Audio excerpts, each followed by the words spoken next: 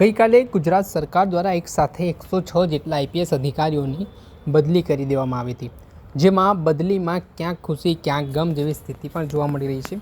ત્યારે હવે કયા જિલ્લામાં કયા અધિકારીઓને મૂકવામાં આવ્યા છે તો તેની વાત કરીએ। પાર્થિવરાજ ગોહિલ, જેઓને સાબરકાંઠા એસપી તરીકે નિમણૂક કરવામાં આવી છે। અક્ષયરાજ મકવાણા, જેમને એસપી ભરૂચ તરીકે મૂકવામાં આવ્યા છે। પ્રશાંત સુંબે, જેમને એસપી બનાસકાંઠા તરીકે મૂકવામાં આવ્યા છે।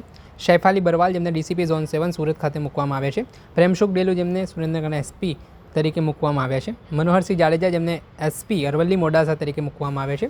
જયદીપસિંહ જાડેજા, એસપી ગીર સોમનાથ મૂકવામાં આવે છે। વિજય પટેલ, જેઓ એસપી ખેડા નડિયાદ મૂકવામાં આવે છે। રાજેશ ગઢિયા, તેમને એસપી તરીકે સુરત રૂરલમાં મૂકવામાં આવ્યા છે। ભગીરથ ગઢવી, ડીસીપી ઝોન 6 અમદાવાદ શહેરમાં મૂકવામાં આવ્યા છે। Doctor Rajdeepsinh Jhala, cyber centre of excellence Gandhinagar ખાતે મૂકવામાં આવ્યા છે। જયરાજસિંહ વાડા, એસપી દેવભૂમિ દ્વારકા તરીકે મૂકવામાં આવ્યા છે। વિશાખા ડબરાલ, જેઓ અમદાવાદમાં હતા, તેમને એસપી તરીકે નર્મદા મૂકવામાં આવ્યા છે। સફીન હસન, જેઓ અમદાવાદના ડીસીપી ટ્રાફિક હતા, તેમને મહીસાગર પોલીસ વડા તરીકે મૂકવામાં આવ્યા છે। બળદેવ દેસાઈ, જેઓ ડીસીપી ઝોન 5 હતા, deputy director of ACB Vadodara ખાતે મૂકવામાં આવે છે।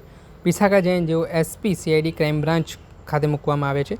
ડૉક્ટર કાનન એમ દેસાઈ, જેઓ ડીસીપી ઝોન 2 હતા, તેમને સુરત શહેર મૂકવામાં આવે છે। રીમાય Munshi, DCP control room Ahmedabad શહેર મૂકવામાં આવે છે। નીતાબેન એચ દેસાઈ, જેઓ અમદાવાદ વેસ્ટના ટ્રાફિક ડીસીપી હતા, તેમને કમાન્ડન્ટ મેટ્રો સિક્યોરિટી અમદાવાદ ખાતે મૂકવામાં આવે છે।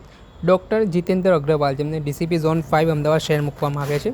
સાથે જ અમદાવાદ શહેરમાં ડીસીપી ઝોન 1 તરીકે ભાવનગરના એસપી હર્ષદ પટેલને મૂકવામાં આવ્યા છે।